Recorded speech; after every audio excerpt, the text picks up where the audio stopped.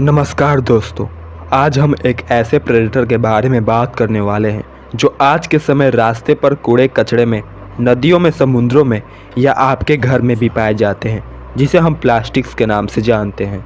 आप तो जानते ही होंगे कि मैंने प्लास्टिक्स को प्रेडेटर नाम से इंडिकेट क्यों किया। प्लास्टिक्स जो कुछ दशक पहले सबसे सस्ता और सबसे उपयोगी वस्तु था हम इंसानों के लिए, पर आज के समय में यह सबसे जहरीला वस्तु हम इंसानों के लिए बन चुका है। पर क्यों, कब और कैसे, चलिए जानते हैं। पर सबसे पहले हम ये जानेंगे कि प्लास्टिक्स का निर्माण कब और कहाँ हुआ था। दुनिया का पहला पूरी तरह से आर्टिफिशियल प्लास्टिक्स बैकलाइट था, जिसको लियो बैकलैंड द्वारा 1907 में निर्माण किया गया था अमेरिका में। साथ ही लियो बैकलैंड द्वारा ही इस आर्टिफिशियल वस्तु को प्लास्टिक्स नाम दिया गया था। जब प्लास्टिक्स का निर्माण हुआ तब वह कुछ ही सालों में पूरी दुनिया में प्रचलित हो गई, और साथ ही जब सेकेंड वर्ल्ड वॉर की शुरुआत हुई तब अमेरिका ने प्लास्टिक्स के प्रोडक्शन को बहुत ही तेज कर दिया। वे प्लास्टिक्स को अपने वॉर में यूज़ कर रहे थे, जैसे हेलमेट्स और body armours, parachutes parts, ration और मेडिकल सप्लाईज की पैकेजिंग, एक्सप्लोजिव और साथ ही व्हीकल्स और मशीनरी के पार्ट्स बनाने में प्लास्टिक्स का यूज़ अमेरिकन कंपनी कर रही थे। वॉर में अमेरिका प्लास्टिक्स का यूज़ इसलिए कर रहा था क्योंकि उसमें अमेरिका के 3 फायदे थे। पहला, प्लास्टिक्स बनाने में पैसे कम लग रहे थे क्योंकि प्लास्टिक्स एक सस्ता वस्तु है। दूसरा फायदा प्लास्टिक्स का यह था कि प्लास्टिक्स यूज़ होने वाले मटेरियल्स भरपूर मात्रा में थे। और अमेरिका को प्लास्टिक से तीसरा फायदा यह था कि प्लास्टिक्स प्रोड्यूस होने में दूसरे वस्तु के मुकाबले कम समय लेता था तो जल्दी से बनकर ये युद्ध में सैनिकों के पास जल्दी पहुंच भी जाते थे।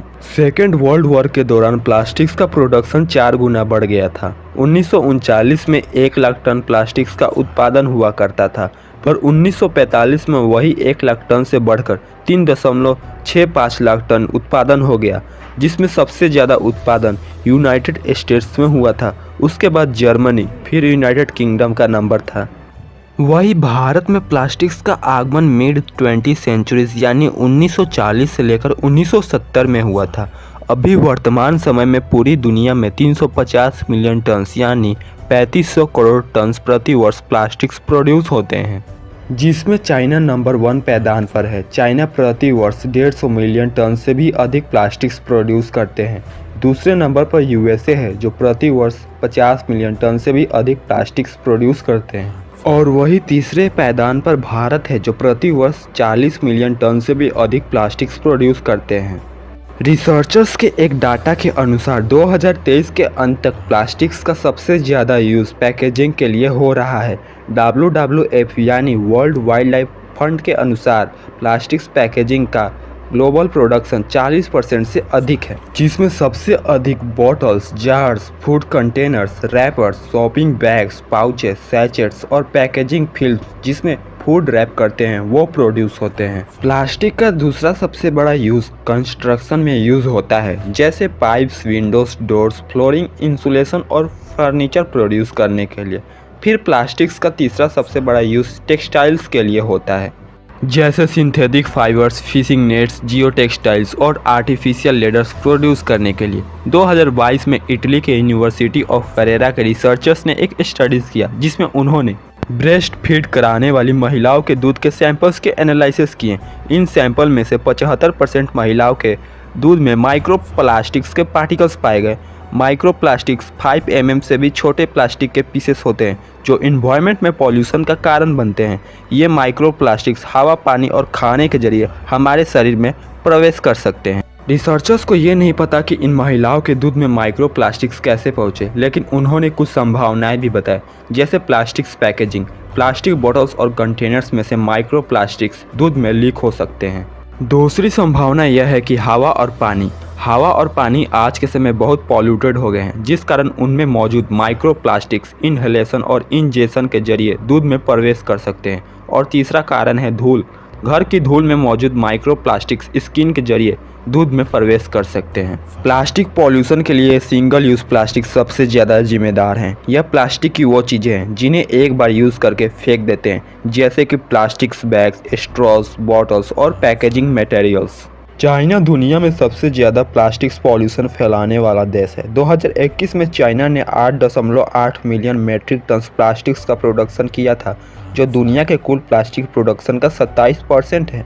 प्लास्टिक पॉल्यूशन से दुनिया में आज हर एक जीव परेशान है। जैसे कि 2018 में एक मरे हुए स्पर्म व्हेल के पेट के अंदर से 30 केजी प्लास्टिक्स पाए गए, जिनमें प्लास्टिक्स के बोतलें, शॉपिंग बैग्स और फिशिंग नेट शामिल थे। उस स्पर्म व्हेल की अतरिया इन प्लास्टिक के वजह से ब्लॉक हो गई, जिस वजह से उस व्हेल की मौत हो गई। ऐसा ही कुछ 2019 में भी हुआ था, जब एक मरे हुए लेदर बैग टर्टल के पेट के अंदर से 800 प्लास्टिक पीसेस पाए गए। 2022 में एक स्टडी में पता चला कि 80% समुद्री जीवों के पेट में प्लास्टिक्स मिलते हैं। कुछ रिपोर्ट्स के अनुसार समुद्रों में लगभग 0.5% प्लास्टिक्स वेस्ट है, लेकिन ये एक बहुत ही कम अनुमान है। लेकिन जर्मन साइंटिस्टों के रिपोर्ट के अनुसार समुद्रों में प्लास्टिक की मात्रा इससे कहीं ज़्यादा है, शायद 10% तक। प्लास्टिक पॉल्यूशन से सिर्फ एक्वाटिक एनिमल्स ही नहीं, बल्कि एव्स यानी बर्ड्स भी बहुत ग्रसित हैं। WWF यानी वर्ल्ड वाइल्ड लाइफ फंड की एक रिपोर्ट के अनुसार दुनिया में हर साल लगभग 1 मिलियन समुद्री पक्षी प्लास्टिक के प्रदूषण की वजह से मर जाते हैं।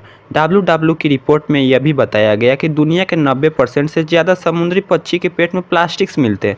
2019 में एक एल्बाट्रोस बर्ड्स को मरा हुआ पाया गया, जिसके पेट में 2700 से ज़्यादा प्लास्टिक के पीसेस थे। और समुद्री जीव और सिर्फ पक्षी ही नहीं, बल्कि इंसान भी प्लास्टिक पॉल्यूशन के चपेट में आ चुके हैं। 2018 में एक फिलिपिनो मैन को मरा हुआ पाया गया, जिसके पेट में 30 केजी प्लास्टिक्स पाए गए। एक रिपोर्ट के अनुसार एक इंसान प्रतिदिन लगभग 5 ग्राम प्लास्टिक्स कंज्यूम करता है। प्लास्टिक कई तरीकों से हमारे शरीर में प्रवेश करते हैं, जैसे कि पहला कारण है खाना। जब हम प्लास्टिक के डब्बों या बोतलों में पैक किए गए खाने को सेवन करते हैं तो प्लास्टिक के छोटे छोटे टुकड़े खाने के साथ हमारे शरीर में प्रवेश करते हैं। दूसरा कारण है पानी। जब हम प्लास्टिक के पाइप से आने वाले पानी को पीते हैं तो उसमें मौजूद माइक्रो प्लास्टिक्स हमारे शरीर में प्रवेश करते हैं। और तीसरा कारण है हवा। जब हम प्लास्टिक को जलाते हैं या जब प्लास्टिक के सामान से हवा में छोटे छोटे टुकड़े उड़ते हैं तो उन्हें हम सांस के साथ अंदर ले लेते हैं। ये प्लास्टिक्स हमारे शरीर में जाकर कई तरह की समस्याएं यानी बीमारियां पैदा करते हैं, जैसे हार्मोनल इम्बैलेंस, कैंसर और रिप्रोडक्टिव प्रॉब्लम्स जैसी बीमारियों को जन्म देते हैं। अब सबसे बड़ा सवाल यह है कि प्लास्टिक पॉल्यूशन को कम कैसे करें, क्योंकि हम प्लास्टिक को डिकम्पोज करने का वेट नहीं कर सकते, क्योंकि इन्हें डिकम्पोज होने में कई वर्ष या 1000 वर्ष लग सकते हैं, क्योंकि प्लास्टिक्स में बहुत ही केमिकल्स पाए जाते हैं जो समय लेते हैं डिकम्पोज होने में। जैसे इनमें एक PHS नाम का केमिकल पाया जाता है, पॉलीसाइक्लिक एरोमेटिक हाइड्रोकार्बन्स। ये केमिकल जलने के दौरान पैदा होते हैं और इन्हें कैंसर का कारण माना जाता है। PAH प्लास्टिक को डिकम्पोज होने में समय लेते हैं, क्योंकि ये बैक्टीरिया और फंगी के लिए टॉक्सिक होते हैं, जो प्लास्टिक को तोड़ने का काम करते हैं। दूसरा केमिकल है फेथलेट्स। इस केमिकल का इस्तेमाल प्लास्टिक को सॉफ्ट और फ्लेक्सिबल बनाने के लिए किया जाता है। इसको एंडोक्राइन डिसरप्टर्स माना जाता है, जिसका मतलब यह है कि ये हमारे हार्मोन्स को प्रभावित कर सकता है, इसलिए ये प्लास्टिक को डिकम्पोज होने की चेन को डिस्टर्ब करता है। फिर कुछ केमिकल्स और हैं जिसे परफ्लोरोअल्काइल और पॉलीफ्लोरोअल्काइल सब्सटेंस कहते हैं। इन केमिकल्स का यूज़ प्लास्टिक को वाटर रेसिस्टेंट और नॉन स्टिक बनाने के लिए किया जाता है। इन केमिकल्स को फॉरएवर केमिकल्स भी बोला जाता है, क्योंकि ये इन्वायरमेंट में बहुत समय तक रहते हैं, जिस वजह से ये हवा और पानी को प्लास्टिक को टच भी नहीं करने देते।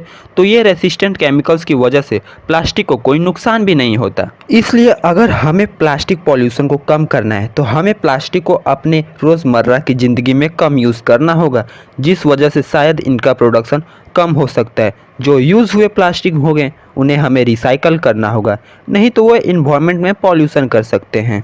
हमें खाना और पानी के पदार्थों के साथ प्लास्टिक लेना छोड़ना होगा, जिस वजह से प्लास्टिक से होने वाली बीमारियां कम हो सकते हैं। साथ ही हमें वाइल्ड लाइफ के लिए भी कोई स्कीम चलाना चाहिए प्लास्टिक पॉल्यूशन हटाने के लिए। बस यही कुछ छोटे छोटे स्टेप्स हैं जो प्लास्टिक पॉल्यूशन को कम करने के लिए बड़े बड़े काम कर सकते हैं। अगर आपको हमारी वीडियो इन्फॉर्मेटिव लगी हो तो हमें सब्सक्राइब और लाइक ज़रूर करें। आपसे भविष्य में फिर मुलाकात होगी एक और नए वीडियो के साथ।